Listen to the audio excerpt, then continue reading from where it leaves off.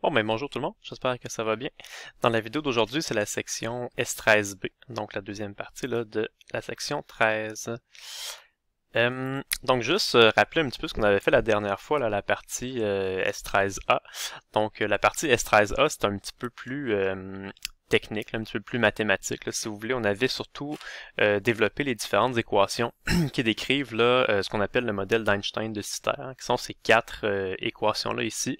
Et ces quatre équations-là nous permettent là, de suivre, si vous voulez, l'évolution des différents paramètres là, qui sont importants pour comprendre l'évolution là, de l'univers, donc la masse volumique de la matière, le facteur d'échelle et la constante de Hubble. Et avec ces équations-là, on est capable de savoir comment varie chacun de ces paramètres-là en fonction du temps. C'est ce qui est important pour comprendre comment l'univers fonctionne. Donc c'est assez théorique, là, mathématique, là, construire ces équations-là, voir d'où elles provenaient, comment on a fait pour les trouver. Et à la section S13B, on va plutôt, si vous voulez, là, se servir un petit peu de ces équations-là pour comprendre un petit peu là, certains phénomènes qui se produisent là, dans l'univers à travers le temps. Et juste peut-être pour compléter ces quatre équations-là, une des choses qui est importante à savoir, c'est qu'évidemment tout ça, c'est dans le modèle là, qui s'appelle le modèle d'Einstein de Sitter. On en avait déjà discuté là, la dernière fois.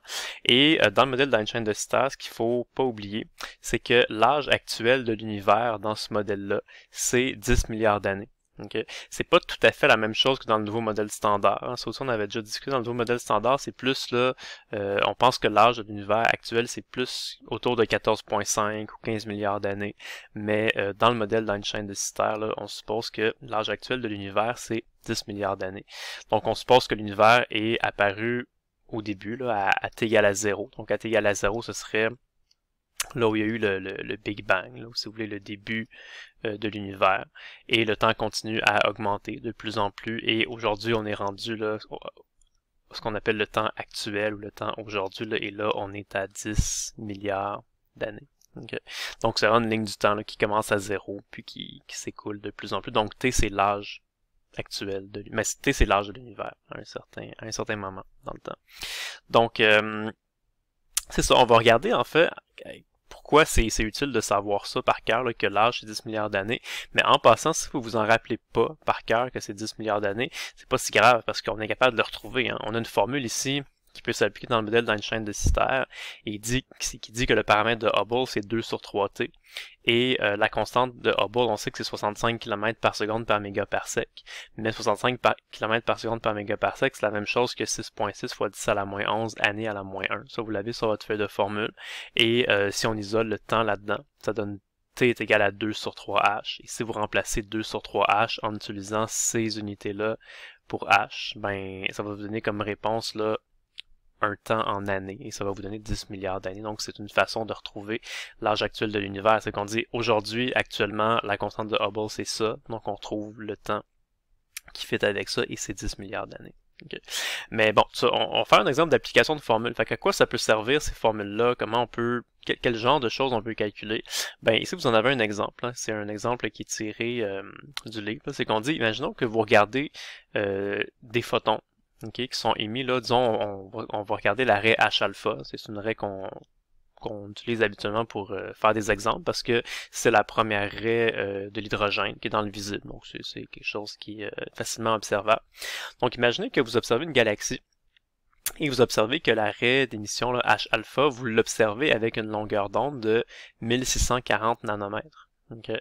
Donc évidemment, ça c'est une longueur d'onde observée. C'est une longueur d'onde qui est plus grande que la longueur d'onde normale. La longueur d'onde normale pour l'arrêt H-alpha, c'est 656,3 nanomètres. Donc si vous l'observez à 1640, ça veut dire que l'arrêt s'est fait quand même beaucoup étirer. Okay. Donc on demande deux questions. Premièrement, quel était l'âge de l'univers lorsque ces photons ont été émis? Et deuxièmement, pendant combien de temps les photons ont-ils voyagé? Et c'est là que ça va être utile, là, vous allez voir, de savoir que l'âge actuel de l'univers dans le modèle d'Einstein de Sitter, c'est 10 milliards d'années. Mais premièrement, qu'est-ce qu'on fait? On y va tout simplement par la formule qu'on avait vue, là, le lien qu'il y a entre le décalage delta puis le facteur d'échelle. Donc on dit, on observe des photons à 1640 nanomètres, leur longueur d'onde normale c'est 656.3, donc ça correspond à un facteur delta qui est égal à 2.5. Donc ça veut dire qu'on observe des photons qui sont 2.5 fois plus étirés que d'habitude, une longueur d'onde 2.5 fois plus grande. Et ça, ce que ça veut donc dire que si les photons ont été étirés par un facteur 2.5, ça veut dire aussi que l'univers a gonflé par un facteur 2.5 depuis le moment où les photons ont été émis.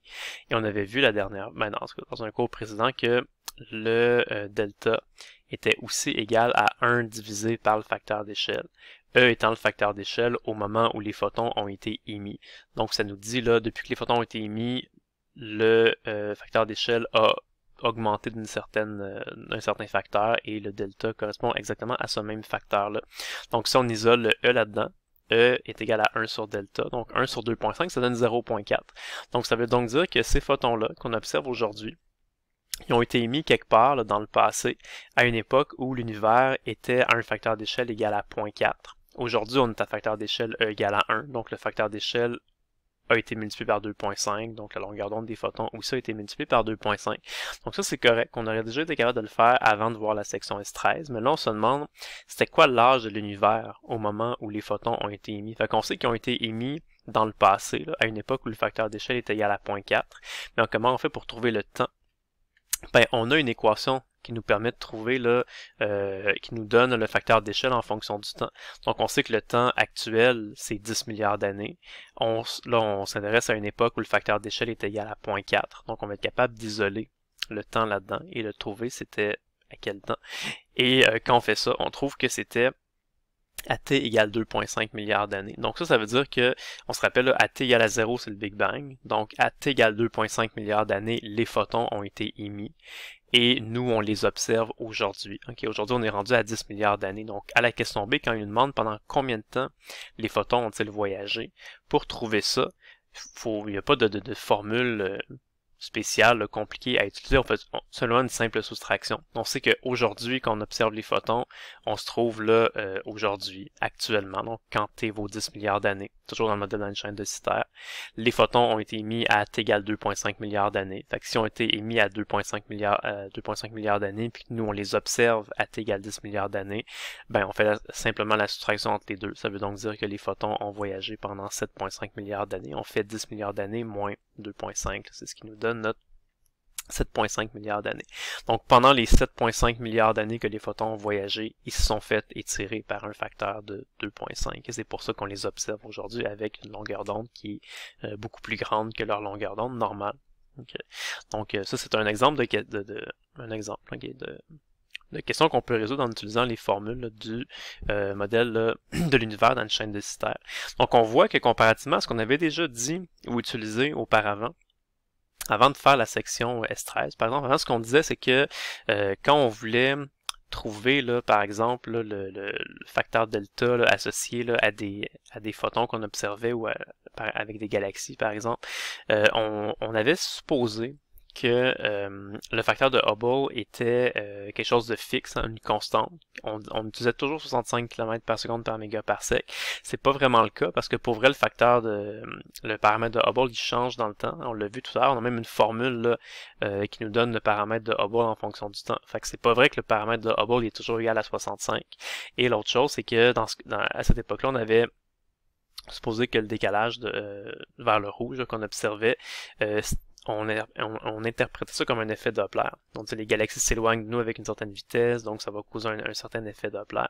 Mais bon, c'était pas tout à fait exact. La meilleure façon de comprendre les choses, c'est d'y aller là, vraiment plus en détail. Premièrement, le paramètre de Hubble, c'est pas constant. Il varie en fonction du temps. Puis deuxièmement, c'est l'expansion de l'univers qui fait en sorte que les photons se font étirer. Okay. Puis l'expansion de l'univers, qu'est-ce que ça fait? C'est que ça a comme effet que ça éloigne l'espace qu'il y a entre les galaxies. Mais les galaxies, elles bougent pas vraiment. Les galaxies, on va le voir de manière un peu plus imagée tout à l'heure. Les galaxies, elles sont immobiles dans l'espace, mais c'est l'espace qui gonfle. Donc oui, c'est sûr, ça va faire en sorte que les galaxies vont s'éloigner les unes des autres, mais c'est pas parce que les galaxies se déplacent par rapport à l'espace. Les galaxies sont immobiles par rapport à l'espace, mais c'est l'espace qui gonfle. Okay. En tout cas, c'est juste que c'est une façon plus exacte là, de traiter qu'est-ce qui se produit. Okay. Et c'est ça, fait que ça me donne juste une meilleure idée de ce qui se passe là, réellement. Et pour justement un peu affiner notre compréhension, puis comprendre un peu mieux, puis s'imaginer un peu mieux mentalement dans notre tête qu'est-ce qui se passe. Vous avez un exemple dans le livre qui vous donne des chiffres là, précis, qui vous dit par exemple, si vous avez une galaxie qui était à 3,5 milliards d'années-lumière de nous, au moment où elle a émis un photon, ben ce photon-là va voyager pendant 9 milliards d'années avant d'atteindre la Terre. Et au moment où on va recevoir le photon, la galaxie, elle est plus à 3,5 milliards d'années-lumière. Hein, elle s'est éloignée de nous parce que l'espace a gonflé pendant ces 9 milliards d'années-là. Donc, elle est rendue aujourd'hui à 15,8 milliards d'années-lumière de nous. Okay? Ça, c'est un exemple qui est fait dans le livre. Okay? Mais moi, j'ai fait un petit programme là, qui sert à imager ça davantage. Donc, de voir un peu plus là, quelque chose là, qui est en mouvement, si vous voulez. Donc j'ai un petit programme là, qui est ici que je vais vous montrer. Il y a beaucoup de choses là, à comprendre et à discuter dans ce programme-là. Donc je vais le faire jouer plusieurs fois. Okay? Vous allez avoir l'occasion de le voir plusieurs fois. Donc juste en gros, c'est quoi? Okay? Ce qu'on voit là-dessus. Ben, il y a la planète Terre qui est ici, qui est le cercle bleu. Il y a une galaxie que j'ai mis plus grosse que les autres. Tous les petits points blancs, ce sont toutes des galaxies. Okay. Elle, c'est pas qu'elle est nécessairement plus grosse que les autres, juste que je l'ai mis plus grosse pour qu'on puisse la repérer facilement. C'est qu'on va discuter plus de cette galaxie-là. Évidemment, les trucs sont pas à l'échelle. La Terre est évidemment beaucoup plus petite qu'une galaxie. C'est juste pour se représenter schématiquement qu'est-ce qui est quoi. Et le petit rond jaune que vous voyez ici, ça représente un photon. Donc, encore une fois, il n'y a rien qui est à l'échelle là-dedans. Là. C'est juste pour imaginer un petit peu qu'est-ce qui se produit. Donc, la Terre, la galaxie et un photon. Okay.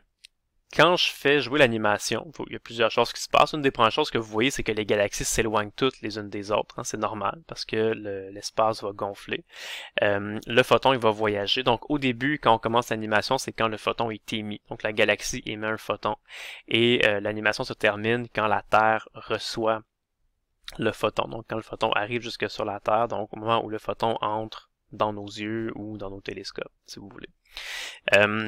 Ici, il y a différents chiffres. Hein. Vous voyez que ces chiffres-là vont changer au fur et à mesure que l'animation va se dérouler. C'est normal. Okay? Si on fait juste regarder, par exemple, on va les regarder un à un. Là, ici, on a le temps. Okay?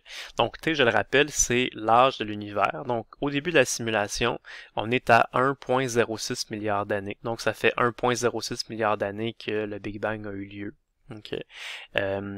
On démarre l'animation là, et le temps s'écoule de manière linéaire. Okay, dans mon animation, le temps s'écoule de manière linéaire. Et quand l'animation se termine, on est aujourd'hui, en ce moment, actuellement, là, au moment où on reçoit le photon sur la Terre. Donc, on se trouve à t égale 10 milliards d'années. Dans le modèle d'Einstein de Sitter, là, 10 milliards d'années, c'est l'âge actuel de l'univers. Donc, aujourd'hui, en ce moment, là, on est rendu à 10 milliards d'années dans l'histoire de l'univers selon le modèle d'Einstein de Sitter. Fait que c'est normal que la simulation se termine là quand on reçoit le photon.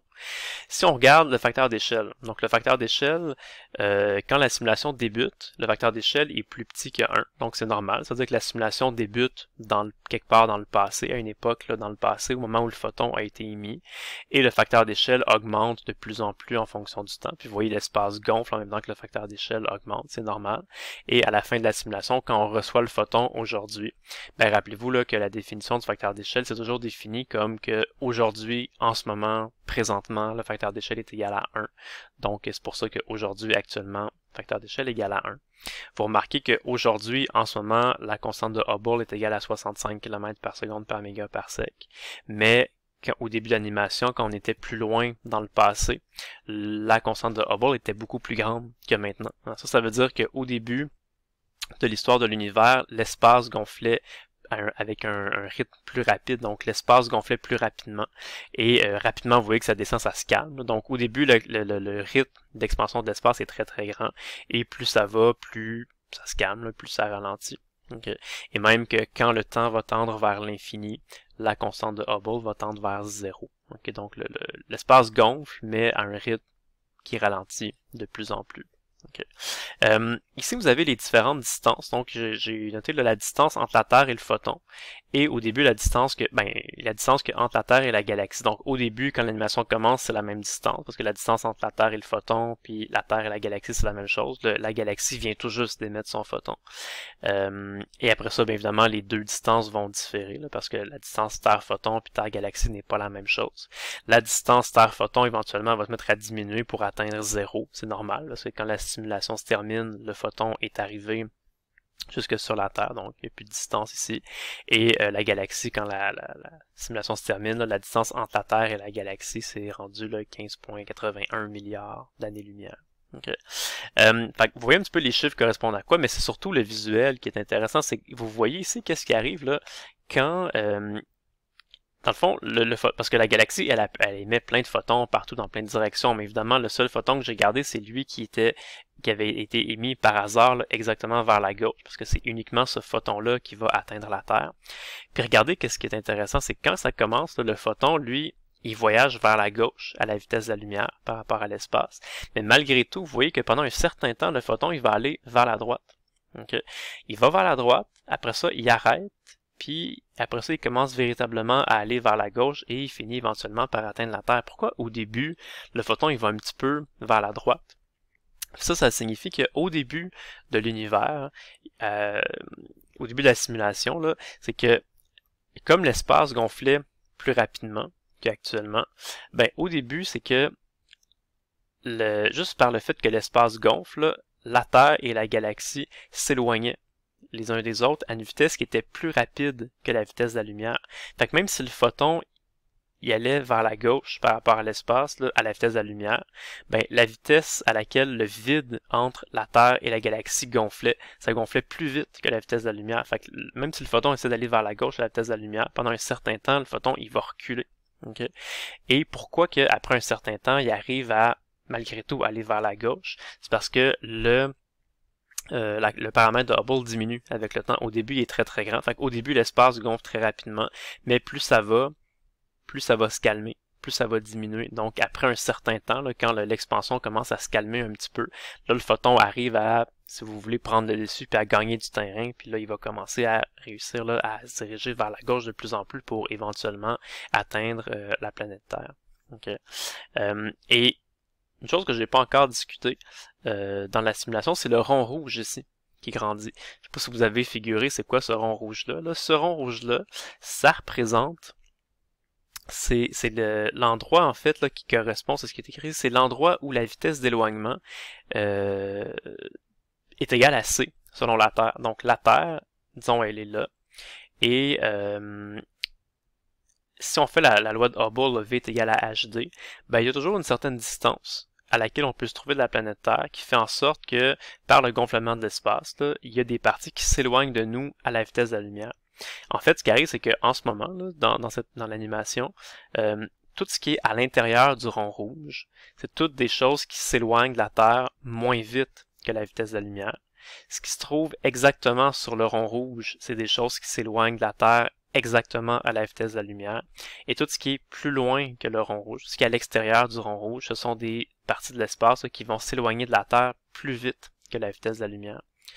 Et fait que ça veut dire qu'au début, quand la simulation commence, la galaxie et le photon s'éloignent de la Terre plus vite que la vitesse de la lumière. C'est pour ça qu'au début, le photon il va vers la droite avant de réussir à aller vers la gauche. Okay? Et pourquoi le rond rouge augmente? C'est parce que la constante de Hubble diminue. Okay? Donc V est égal à HD. Si la constante de Hubble diminue, ben la distance à laquelle la vitesse d'éloignement va être égale à la vitesse de la lumière va augmenter. Okay? Donc plus l'expansion diminue, plus le rythme d'expansion diminue, plus ça prend une grande distance pour avoir des objets qui s'éloignent de la Terre à la vitesse de la lumière. Mais à n'importe quelle époque dans l'histoire de l'univers, il y a toujours des régions qui s'éloignent de nous à la vitesse de la lumière, puis il y a même des régions qui s'éloignent de nous plus vite que la vitesse de la lumière.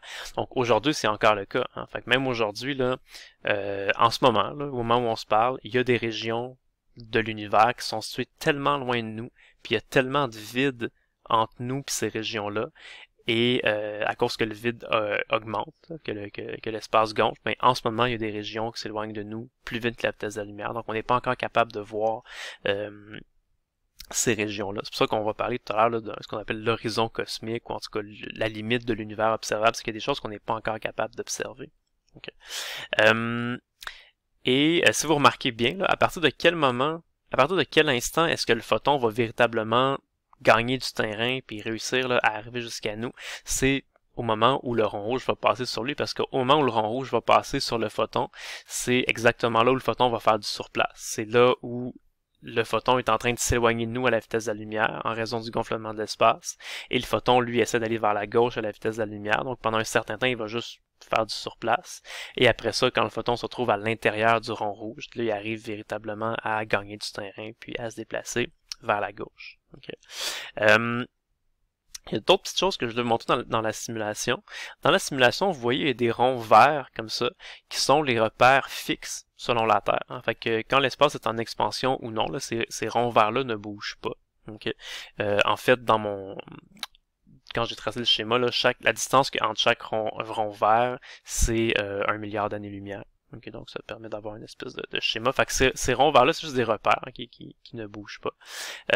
Mais ce qui est intéressant, c'est que au lieu de mettre ces repères-là, je pourrais mettre des repères qui sont fixes selon l'espace. Donc des repères qui vont gonfler en même temps que l'animation se déroule. Okay, donc quand je fais marcher l'animation comme ça, vous voyez que les ronds blancs vont gonfler en même temps que l'animation se déroule. Donc au fur et à mesure que l'espace gonfle, les ronds blancs vont gonfler également. Donc ça, ce sont des repères qui sont fixes selon l'espace. Et ce qui est intéressant, c'est là que je voulais c'est ça que je voulais vous illustrer, c'est que vous remarquez que dans l'espace, il y a des galaxies, hein, les petits ronds blancs. Et les galaxies, ce qu'il faut comprendre, c'est que les galaxies, elles sont immobiles par rapport à l'espace. Les galaxies, elles se déplacent pas par rapport à l'espace. Les galaxies sont immobiles par rapport à l'espace. Elles ont une vitesse égale à 0 par rapport à l'espace. Fait que remarquez bien que quand je fais gonfler l'univers, les points blancs, là, ils restent toujours sur place par rapport les petits points blancs qui sont les galaxies, ils restent toujours sur place par rapport aux ronds blancs qui vont gonfler. Donc on voit vraiment que les galaxies, elles sont immobiles par rapport à l'espace. Oui, c'est vrai que l'espace gonfle, donc qu'est-ce que ça a comme effet? C'est que ça a tendance à éloigner les galaxies les unes les autres. Okay? Mais c'est pas vraiment une vitesse que les galaxies ont par rapport à l'espace. Les galaxies sont immobiles par rapport à l'espace, et comme l'espace gonfle, ben évidemment ça va augmenter l'espace qu'il y a entre les galaxies. Okay. Mais vous remarquez que pendant que ça gonfle, là, les galaxies restent toujours dans leur cercle. Il n'y a aucune galaxie qui traverse de cercle blanc pendant que l'univers va gonfler. Les galaxies restent toujours à l'intérieur, au même endroit, ils ne traversent pas de cercle blanc. Okay. La seule chose qui traverse des cercles blancs dans cette animation-là, c'est le photon. Parce que le photon, lui, a véritablement là, une vitesse par rapport à l'espace. Le photon, vous voyez, lui, il en traverse. Là. Il traverse des ronds blancs ici pour arriver jusque sur la planète Terre. Parce que ça, le photon, lui, il a une vitesse de déplacement par rapport à l'espace. Okay? Il se déplace par rapport à l'espace à 3 fois 10 à la 8 mètres par seconde. Mais les galaxies, elles sont immobiles. Okay? Donc, et c'est ça un petit peu la confusion parfois qui règne là, quand on parle de la loi de Hubble, c'est qu'on dit que en ce moment, par exemple, là, il y a des galaxies qui s'éloignent de nous plus vite que la vitesse de la lumière. Puis là, il y a des gens qui disent « Ouais, mais là, ça se peut pas parce que selon la théorie de la relativité, on avait déjà dit que c'est impossible qu'un objet atteigne la vitesse de la lumière, donc c'est impossible qu'un objet aille plus vite que la vitesse de la lumière. » Faut faire attention, il y a une petite subtilité dans la théorie de la relativité. Qu'est-ce que Einstein dit? C'est que c'est impossible qu'un objet se déplace par rapport à l'espace plus vite que la vitesse de la lumière. Okay? Fait que c'est ça. Fait que ce qui arrive, c'est qu'avec la loi de Hubble, ce que ça dit, c'est que s'il y a des galaxies qui sont vraiment très loin de nous, ben, par le fait que le vide gonfle, ces galaxies-là on va avoir l'impression que ces galaxies-là s'éloignent de nous plus vite que la vitesse de la lumière, ce qui est vrai, mais on n'est pas en train de dire que c'est des galaxies qui se déplacent dans l'espace. C'est pas des galaxies qui se déplacent par rapport à l'espace plus vite que la vitesse de la lumière, c'est des galaxies qui restent immobiles par rapport à l'espace. Ils ont une vitesse 0 par rapport à l'espace, mais l'espace, lui, est en expansion. L'espace est en train de gonfler. Donc ça, c'est pas grave. Okay? La seule chose que la relativité dit, c'est que c'est impossible qu'un objet se déplace plus vite que la vitesse de la lumière par rapport à l'espace, mais c'est tout à fait possible que des objets restent immobiles par rapport à l'espace, mais que l'espace, lui, soit en expansion, ce qui peut faire en sorte que deux galaxies peuvent s'éloigner l'une de l'autre plus vite que la vitesse de la lumière, tout simplement à cause du gonflement de l'espace. Les galaxies chacune d'elles reste immobile par rapport à l'espace. Et c'est ça la subtilité. Donc on le voit bien avec les petits ronds blancs ici. Chaque galaxie traverse pas de rond blanc. Le seul objet qui se déplace vraiment par rapport à l'espace, c'est le photon. C'est le seul objet qui va vraiment traverser des ronds blancs dans cette animation-là. Donc voilà, il y avait beaucoup de choses à dire là, par rapport à cette animation-là. C'est pour ça que je l'ai voulu faire jouer plusieurs fois, puis que je vous l'ai expliqué là, quand même assez en détail. Okay. Mais si on revient, en fait, tout ce que je vous ai montré ici, c'est des choses qui se calculent. C'est sûr, l'animation a de l'air quand même assez complexe, là, puis il y a beaucoup de calculs là, pour générer ça, mais ce qui est important, dans le fond, à savoir, ce qu'on se pose habituellement comme question, c'est de faire la distinction entre les deux distances ici, qu'on appelle D minuscule et D majuscule. D minuscule, c'est la distance à laquelle se trouvait la galaxie de nous au moment où le photon a été émis par la galaxie. Et la distance D majuscule, c'est la distance à laquelle se trouve la galaxie au moment où nous on reçoit le photon sur la planète Terre. Donc évidemment, la distance D majuscule va toujours être plus grande que la distance D parce que quand la galaxie a émis le photon, la galaxie n'est pas restée sur place pendant que le photon est arrivé jusqu'à nous. Ça prend un certain temps pour que le photon voyage et arrive jusqu'à nous. Et pendant ce temps-là, l'espace a continué de gonfler, donc la galaxie, elle a continué de s'éloigner. C'est pour ça qu'au moment où nous, on reçoit le photon aujourd'hui, la galaxie est rendue plus loin. Elle s'est éloignée de nous pendant ce temps-là. Donc nécessairement, là, la distance des majuscules va toujours être plus grande que la distance des minuscules. Et il y a on peut montrer là, qu'il y a des formules qui permettent de calculer quand même très très facilement. C'est pas des grosses, ça aurait pu être des grosses formules très très compliquées avec des intégrales ou des choses comme ça. Mais dans le modèle de la chaîne de Sitter, c'est ça qui est le fun, c'est que le modèle est relativement simple à traiter algébriquement et il y a moyen de calculer des formules là, pour ces deux choses-là qui sont relativement simples. Fait que vous voyez ici la distance des minuscules, donc la distance à laquelle se trouvait la galaxie au moment où elle a émis le photon, c'est 30 fois le facteur d'échelle sur 1 moins la racine carrée du facteur d'échelle. Et la distance à laquelle se trouve actuellement la galaxie, aujourd'hui, quand nous on reçoit le photon, c'est 30 fois 1 moins racine de facteur d'échelle. C'est presque la même équation. La seule différence, c'est qu'ici, il y a un facteur d'échelle qui ne se retrouve pas dans cette équation-là. C'est la seule différence qu'il y a entre les deux. Okay. Fait que c'est le fun. Si vous connaissez là, le facteur d'échelle au moment où un photon a été émis, vous pouvez tout de suite savoir à quelle distance était la galaxie lorsqu'elle a émis le photon, puis à quelle distance se trouve la galaxie lorsqu'elle, aujourd'hui, là, quand on reçoit le photon aujourd'hui, la galaxie est rendue à quelle distance. Évidemment, dans ces formules-là, le facteur d'échelle qu'on remplace, c'est toujours le facteur d'échelle au moment de l'émission. On dit quand le photon a été émis, c'était quoi le facteur d'échelle? Donc, c'était quoi le facteur d'échelle à l'époque où le photon a été émis? C'est sûr que le photon qu'on observe aujourd'hui a toujours été émis quelque part dans le passé. Donc, c'est toujours un facteur d'échelle qui va être plus petit que 1. Okay. Si jamais vous en rappelez plus, là, c'est quoi le facteur d'échelle qu'il faut mettre là-dedans? Si vous hésitez puis vous dites, c'est quoi déjà le facteur d'échelle qu'il faut mettre là-dedans? C'est-tu au moment de l'émission, au moment de la réception, puis vous êtes mélangé? Ben, pensez-y 2 secondes. C'est sûr que c'est le facteur d'échelle au moment de l'émission. Hein? Parce que c'était le facteur d'échelle au moment de la réception. La réception, c'est aujourd'hui, quand on reçoit le photon. Aujourd'hui, on est à facteur d'échelle E égale à 1. Si vous mettez facteur d'échelle E égale à 1 là-dedans, ça va faire 1 moins racine de 1, ça va faire 1 moins 1, ça va donner 0. Les deux formules vont juste donner 0 tout le temps.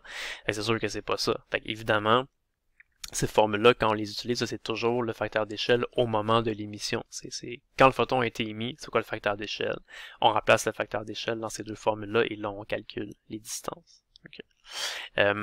Si vous avez un petit graphique là, qui fait juste vous dire dans le fait que si on essaie de tracer sur le même graphique 3 choses, la distance des minuscules et la distance des majuscules, ben, on voit que la distance des majuscules est tout le temps plus grande que la distance des minuscules, comme on l'a dit tout à l'heure. Et la ligne que vous voyez en rouge, ça c'est le nombre d'années pendant lequel là, les photons ont voyagé. Donc vous avez toujours là, que le temps pendant lequel les photons ont voyagé va se trouver quelque part là, entre le chiffre du D minuscule et du D majuscule. Okay, c'est toujours comme ça. Puis, l'autre chose qu'on remarque, c'est que les 3 chiffres, quand on est à des petits décalages Doppler, là, quand on est des décalages là, qui sont proches de 1, les 3 courbes vont être presque la même. C'est juste quand on a des grands décalages vers le rouge que là, les 3 courbes vont différer beaucoup.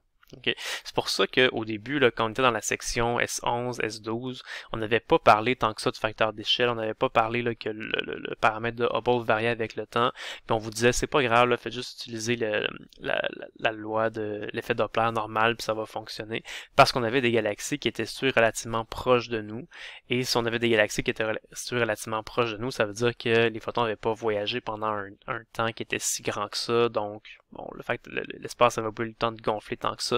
On était dans le fond pour des cas qui se trouvaient près du début de la courbe ici. Et quand on se trouve près du début de la courbe, ben les trois lignes sont à peu près la même. Okay. Donc c'est pour ça que quand vous avez des deltas qui sont plus petits que 1.3, on peut juste faire l'effet Doppler normal, puis ça marche à peu près bien. Mais quand on commence à avoir des gros facteurs delta plus grands que 1.3, là, il faut commencer à prendre des équations qui sont plus exactes là, du modèle d'Einstein de Sitter. Okay. Donc, c'est ça.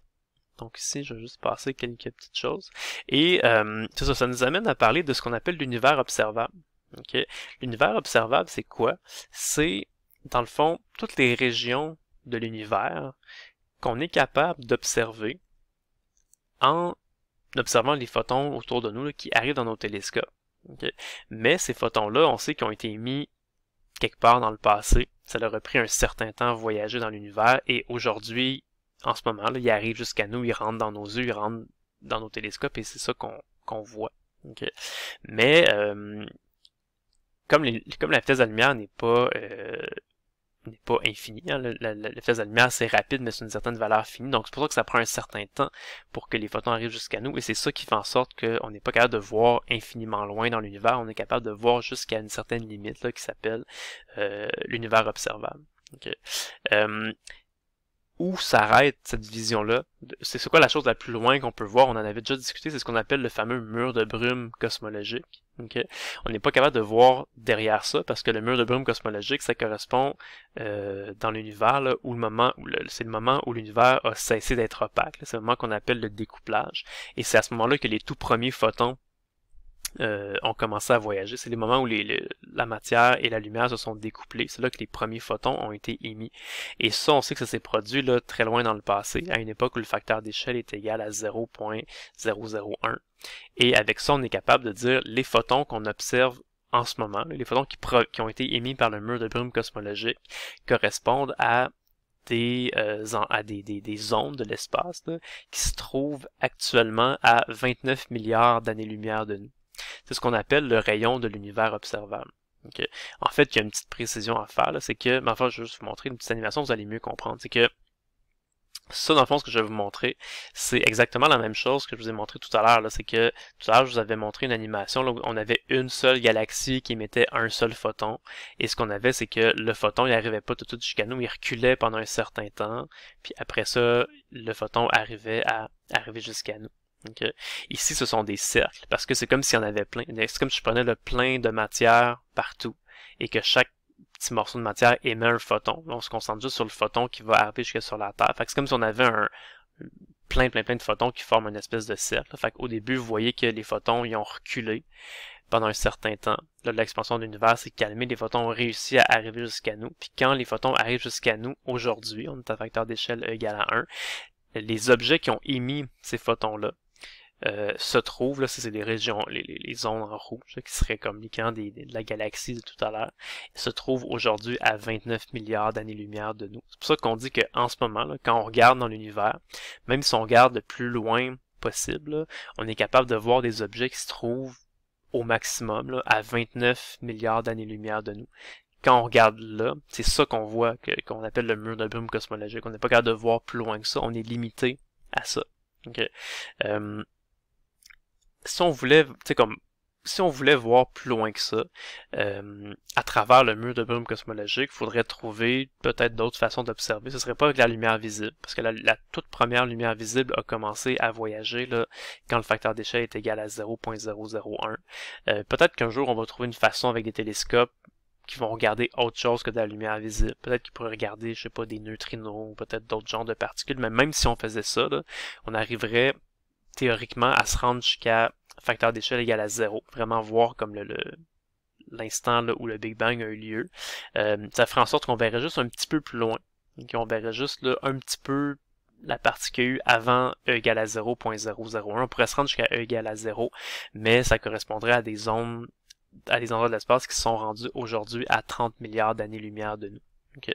Donc, ce qu'on va dire souvent, c'est qu'on va définir le rayon de l'univers observable théorique. Okay? Donc, si on est capable d'observer vraiment là, jusqu'au Big Bang, là, de se rendre jusqu'à E égale à 0, ben, ce serait 30 milliards d'années-lumière de nous.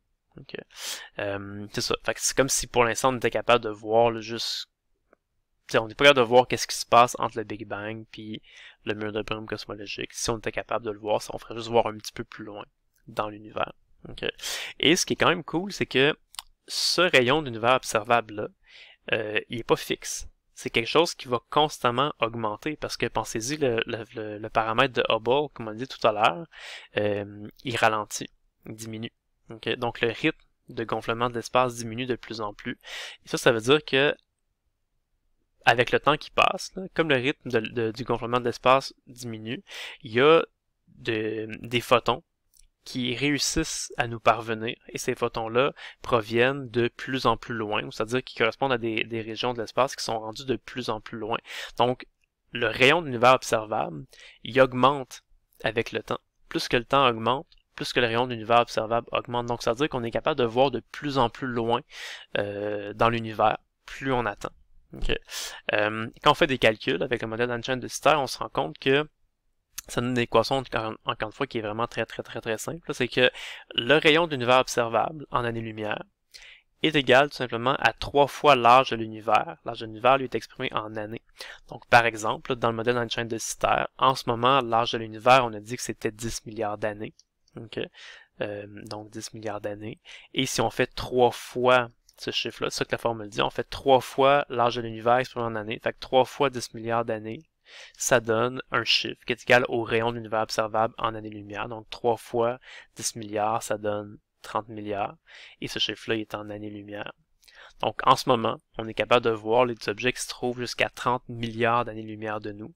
Mais plus on attend, plus on est capable de voir des objets qui sont rendus aujourd'hui de plus en plus loin.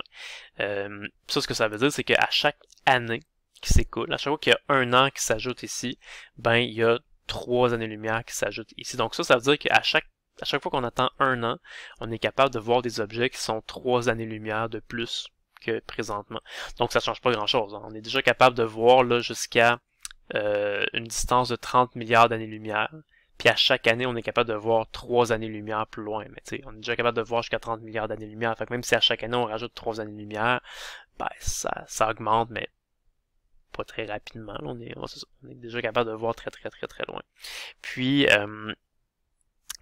ça veut dire là, que, si vous voulez, on a déjà atteint la limite de ce qu'on est capable d'observer. Okay? C'est sûr que présentement, la technologie évolue, puis on construit des télescopes là, de plus en plus performants, puis on essaie de lancer des nouveaux télescopes, des nouvelles sondes spatiales, tout ça.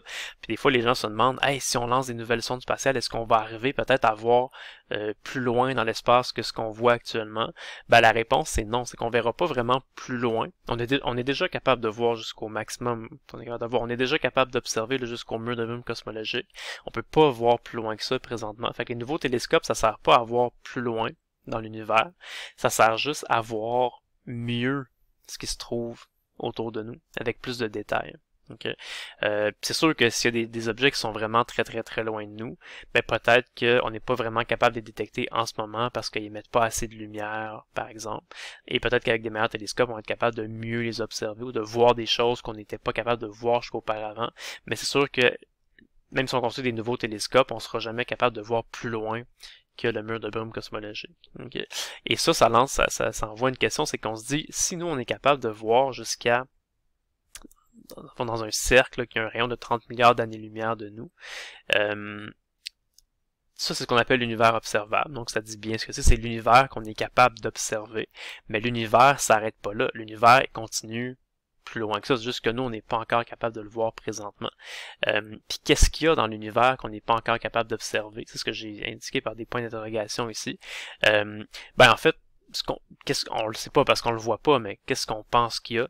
Ben on pense qu'il y a rien de spécial. On pense qu'il y a exactement la même chose que ce qu'il y a dans notre univers observable à nous. Je veux dire, l'univers, il s'étend, on pense jusqu'à l'infini. Il est composé de quoi? Ben, il est composé de galaxies, hein, essentiellement. Donc nous, quand on regarde dans l'univers observable, qu'est-ce qu'on voit? C'est qu'on voit plein de galaxies partout dans plein de directions. Fait qu'est-ce qu'il y a dans l'univers qu'on n'est pas encore capable d'observer? Ben, on pense que c'est exactement la même chose. Encore des galaxies qui font juste s'étendre là, de plus en plus loin. Donc, il n'y a pas de raison là, pourquoi que l'univers à l'extérieur de notre univers observable soit bien différent de l'univers qui se trouve à l'intérieur de notre univers observable. Donc, on pense que c'est vraiment pas mal la même chose là, qu'il y a de chaque côté. Okay. Puis, une dernière chose, quelques dernières petites choses que je veux vous dire, c'est que le rayon d'univers observable, c'est vraiment un rayon qui se trouve là autour de l'observateur. C'est-à-dire que si vous êtes un observateur, le rayon d'univers observable va toujours être centré sur vous. Vous allez toujours être exactement au centre d'un cercle qui est défini par l'univers observable. Fait que c'est pas comme si on disait là, il y a l'univers, puis il y a comme juste une certaine zone de l'univers qui est visible pour tout le monde, puis que cette zone-là grossit de plus en plus, comme s'il y avait juste une partie là, de l'univers qui se révèle tranquillement là, pour les observateurs. C'est pas vraiment ça, c'est que c'est vraiment une question de la vitesse de la lumière qui est finie. Ça fait que c'est vraiment les photons qui ont été émis partout là, autour de nous, qui arrivent jusque dans nos yeux après un certain temps. Donc c'est vraiment chaque observateur va pouvoir observer différentes régions de l'univers dépendamment d'où il va se trouver. Okay. Puis juste pour se représenter un petit peu ça, imaginons qu'on est dans l'univers, puis que les petits points de couleur que vous avez là, ce sont des galaxies. Donc différentes galaxies qui se trouvent à différents endroits dans l'univers. Donc disons que la galaxie bleue, c'est la Voie lactée, par exemple. Okay, donc nous, on habite sur la Voie lactée, puis quand on regarde autour de nous, on est capable de voir tout ce qui se trouve à l'intérieur de notre rayon d'univers observable, qui est 30 milliards d'années-lumière en ce moment. Okay. Donc disons que c'est ce cercle-là. Donc c'est-à-dire que nous, on est capable d'observer tout ce qui se trouve à l'intérieur de ça. Si ça, c'est une galaxie, puis ça, c'est une galaxie, nous, en ce moment, on est capable d'observer la galaxie jaune qui est là, puis on est capable d'observer la galaxie rouge qui est là. Par contre, si ici, il y a une autre galaxie, que j'ai fait représenter par un point vert, mais cette galaxie-là, elle se trouve à l'extérieur de notre univers observable. Fait qu'en ce moment, là, même si on prend les meilleurs télescopes au monde puis qu'on regarde dans cette direction-là, on n'est pas capable de voir la galaxie verte. C'est pas parce que les télescopes sont pas assez de performance, c'est que vraiment on peut pas, c'est parce que la lumière de cette galaxie-là a même pas encore eu le temps d'arriver jusqu'à nous. Okay. Mais maintenant, s'il y a quelqu'un d'autre, un autre observateur, qui est situé à un endroit différent dans l'univers. Mettons que sur cette galaxie rouge-là, il y a une planète là, dans laquelle il y a des extraterrestres intelligents qui se construisent des télescopes eux aussi, puis qui observent le ciel. Ben, comme ils se trouvent à un endroit différent, ils vont pouvoir observer différentes choses. Okay? Ils vont avoir exactement le même rayon d'univers observable que nous, parce que ça, c'est vraiment une caractéristique de l'univers. C'est vraiment peu importe où vous vous trouvez dans l'univers, vous allez avoir un certain rayon d'univers observable, mais si vous trouvez un endroit différent, vous êtes toujours le centre de votre cercle d'univers observable. Fait que, par exemple, les extraterrestres qui sont ici, eux peuvent voir tout ce qui se trouve dans le cercle rouge qu'il y a là. C'est leur cercle d'univers observable à eux. Donc, ils seraient capables, par exemple, d'observer la Voie lactée avec des télescopes. Eux, ils seraient capables d'observer la galaxie verte, mais par contre, eux, ils seraient pas capables d'observer la galaxie jaune, parce qu'elle se trouve à l'extérieur de leur rayon d'univers observable. Fait que ça donne une idée que le rayon d'univers observable, c'est vraiment quelque chose qui est centré sur nous, par exemple, qui est centré sur chaque observateur. Chaque observateur a son propre cercle qui est capable d'observer, mais ce cercle-là a toujours un certain rayon qui est le même pour tous. Là. Okay, donc si on avait une galaxie qui était située très loin de nous, disons la galaxie rose ici, ben elle serait située tellement loin de nous qu'on serait même pas capable de s'observer. Fait que nous ici, on serait pas capable d'observer la galaxie rose. La galaxie rose serait pas capable d'observer ce qui se trouve là. Okay. Et là, je vais dire quelque chose qui est pas tout à fait vrai. Je vais expliquer pourquoi ensuite c'est pas vrai. C'est que si on imagine un vaisseau spatial qui part de la planète Terre, puis qui se met à voyager là, dans cette direction-là. Fait qu'au début, quand le vaisseau spatial part, il voit pas la galaxie rose, il fait juste partir dans cette direction-là. Okay. Et là, ce que je m'apprête à dire maintenant, c'est pas tout à fait vrai. Okay. C'est que si le vaisseau spatial se déplaçait comme ça, ben évidemment, son rayon d'univers observable se déplacerait aussi. Okay. Et quand je monte l'animation ici, ben ça suggère que éventuellement là, le vaisseau spatial, quand il va arriver près de la galaxie rose, il va voir la galaxie rose, et que même à un moment donné, là, le vaisseau spatial va cesser de voir la Voie lactée, parce que la Voie lactée va sortir de son cercle univers observable. Okay. Ça, il y a un problème dans cette animation-là, c'est que si un vaisseau spatial part de la Voie lactée, puis se met à voyager pour se rendre jusqu'à la galaxie rose, ben évidemment, faire ce voyage-là, ça va prendre un certain temps. Fait que qu'est-ce qui est pas correct dans mon animation, c'est que si ça prend un certain temps, ce qui va se produire, c'est que, oubliez pas, les cercles du rayon d'univers observable, ils augmentent avec le temps. Les cercles sont pas fixes. Si les rayons d'univers observable étaient fixes, c'est ça qui se produirait. Fait que les gens dans le vaisseau, éventuellement, ils cesseraient de voir la Voie lactée, puis à un moment donné, ils commenceraient à voir la galaxie rose. Mais pour vrai, c'est pas ça qui va se passer, parce que les cercles des rayons d'univers observable, ils augmentent avec le temps. On a vu la formule tout à l'heure, hein, c'est la formule ici. Le rayon d'univers observable, il augmente avec le temps. Donc pour vrai, ce qui se produirait, ça ressemblerait plus à quelque chose comme ça. Okay, c'est que si la galaxie, mettons la Voie lactée est là, puis si on avait par exemple un vaisseau spatial là, qui partait de la Voie lactée qui voyagerait vers la droite, ben en même temps qu'il voyage, ça va prendre un certain temps. Puis pendant ce temps-là, les cercles d'univers observable vont augmenter. Okay. Puis c'est ça, ce que je voulais discuter avec vous, c'est que on peut se demander, tu sais, comme les rayons d'univers observable augmentent, okay, il y a des gens qui pourraient être tentés de dire, ben, ça vaut la peine de prendre des vaisseaux spatiaux, puis de changer d'endroit dans l'univers, parce que si on va plus loin, on va être capable de voir des choses que les gens qui restent sur la planète Terre ou qui restent sur la Voie lactée ne seront pas capables d'observer. Okay.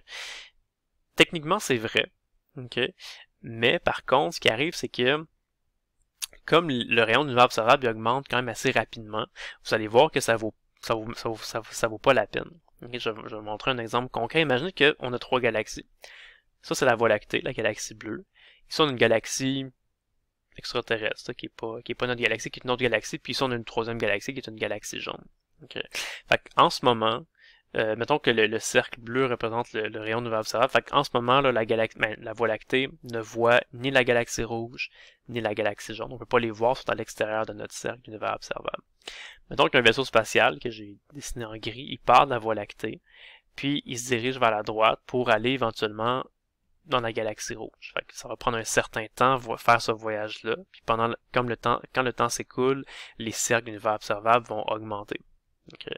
Puis quand le vaisseau spatial arrive à la galaxie rouge, ça ressemble à ça. Fait que vous voyez les deux cercles, là, le cercle rouge et le cercle gris, ils ont grossi. Les deux ont exactement le même rayon. Okay, ça va toujours être le même rayon tout le temps, c'est juste que le rayon va augmenter, mais ça va être le même rayon tout le temps.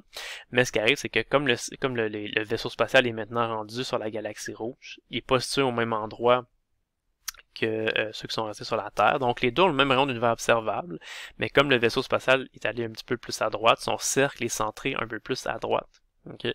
Et là, vous voyez ce qui arrive en ce moment, c'est que en ce moment, les gens qui sont sur la planète Terre, là, qui sont dans la galaxie de la Voie lactée, peuvent pas voir la galaxie jaune. Parce que la galaxie jaune se trouve à l'extérieur du rayon d'univers observable pour les gens qui sont ici. Par contre, les gens qui sont embarqués dans le vaisseau spatial puis qui sont maintenant rendus sur la galaxie rouge, eux sont capables de voir ce qui se passe sur la galaxie jaune. Okay. Fait que c'est sûr que vu de même, ça a l'air cool parce qu'on se dit, hey, c'est le fun, les gens qui sont dans le vaisseau spatial ici puis qui ont voyagé sont capables de voir des informations. Ok, mettons que sur la galaxie jaune, il y a quelque chose de super intéressant, là, des phénomènes, je sais pas quoi, là, qui sont vraiment, c'est vraiment cool, là, quelque chose de super intéressant qui se passe là.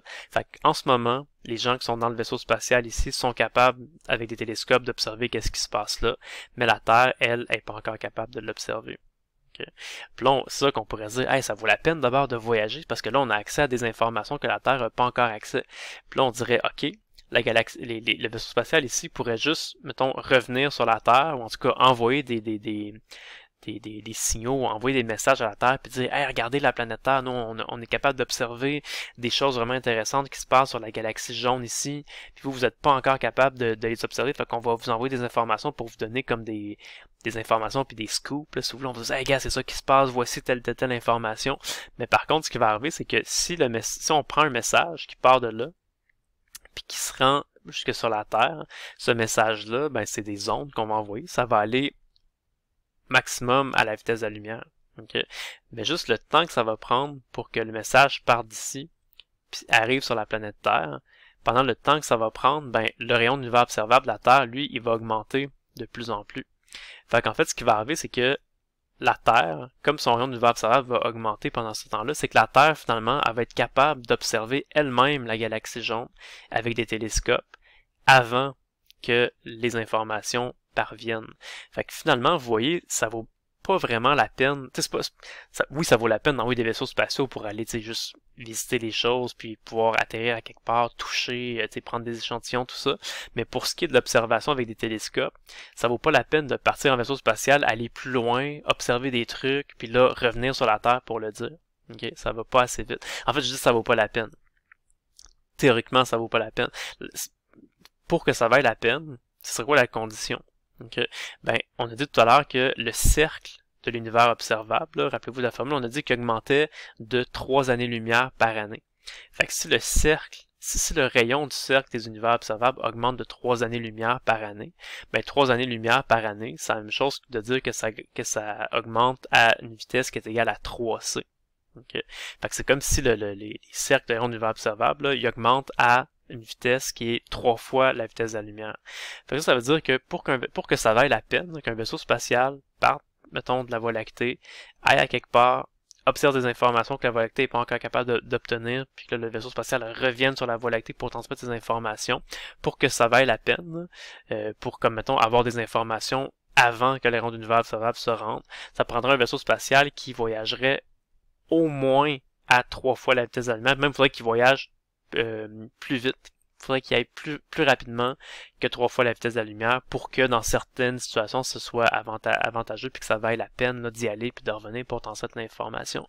Mais un vaisseau spatial pourra jamais voyager à 3 fois la vitesse de la lumière. La vitesse limite, c'est la vitesse de la lumière. En fait, même selon la relativité, là, un vaisseau spatial qui a une masse pourra jamais atteindre la vitesse de la lumière, donc il pourra jamais dépasser la vitesse de la lumière non plus, il pourra jamais atteindre 3 fois la vitesse de la lumière, c'est impossible. Okay. Donc ça veut juste dire que si on veut observer des trucs qui sont loin dans l'espace, ben on est comme limité par la vitesse maximum de la lumière. On est limité par le fait qu'on n'est pas capable de construire des vaisseaux spatiaux qui peuvent aller plus vite que la vitesse de la lumière. Fait que tout simplement, qu'est-ce qu'il faut faire? C'est juste être patient. Il faut juste attendre. Okay, que le rayon d'univers observable augmente de plus en plus, ce qui va nous permettre d'observer toujours de plus en plus loin. À chaque année qui s'écoule, on est capable d'observer là une sphère avec un rayon de 3 années-lumière de plus que l'année précédente. Okay. Ça, c'est une image que j'ai trouvée sur Internet. Ça montre un petit peu, ça montre un petit peu l'idée. C'est que nous, dans le fond, on est dans le système solaire. On est comme au centre de notre sphère de vision, si vous voulez. Puis cette sphère-là a un rayon, si vous voulez, là, de 30 milliards d'années-lumière. Donc, on est capable d'observer partout là, ce qui se passe dans les 30... On est capable de voir des objets qui sont situés aujourd'hui jusqu'à 30 milliards d'années-lumière de nous. Et plus qu'on regarde loin, plus qu'on regarde ce qui se passe dans le passé, parce que ça prend un certain temps pour que la lumière arrive jusqu'à nous. Donc quand on regarde près de nous, on voit les planètes, on voit les galaxies qui sont proches de nous. Quand on regarde plus loin, on voit des galaxies qui sont plus loin. On voit même parfois comment les galaxies sont formées. On remonte comme dans le temps, si vous voulez. Quand on regarde très loin, on commence à voir les tout débuts de la structure, comment l'univers s'est formé. À partir d'un certain moment, on atteint le mur de brume cosmologique. On n'est pas capable de voir plus loin pour l'instant. Il y a comme une zone qui est représentée un peu en noir sur ce schéma-là, qui est comme une espèce de zone mystérieuse. C'est ce qui s'est passé entre le mur de brume cosmologique puis vraiment le tout début là où le facteur d'échelle est égal à 0. Cette zone noire-là, on n'est pas capable de l'observer. C'est une zone un petit peu mystérieuse. Okay? Mais ce qui est certain, c'est que notre univers observable il arrête là. On n'est pas capable de voir plus loin que ça pour l'instant. Qu'est-ce qu'il y a à l'extérieur, comme je l'ai dit? Ben, probablement qu'il y a juste la continuation de ça, juste encore d'autres galaxies, d'autres étoiles, d'autres planètes. Juste que l'univers s'étend jusqu'à l'infini. On est capable d'en voir seulement une certaine partie. Okay. Voilà. Donc,